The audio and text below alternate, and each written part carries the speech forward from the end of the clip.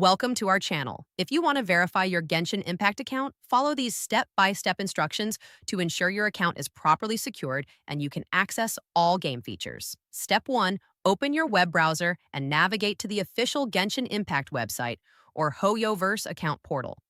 Make sure you're on the legitimate site to avoid phishing attempts. Step 2. Click on the Login button in the top right corner and enter your credentials, including your username and password. If you use third-party login methods like Google or Apple, select the appropriate option. Step 3.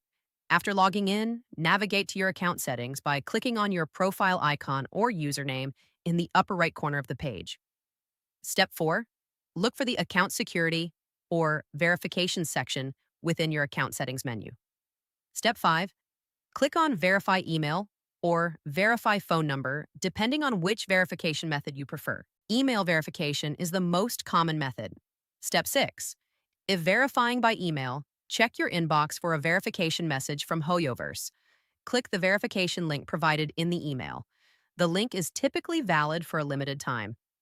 Step 7. Once you click the verification link, you'll be redirected to a confirmation page showing that your account has been successfully verified. Step 8.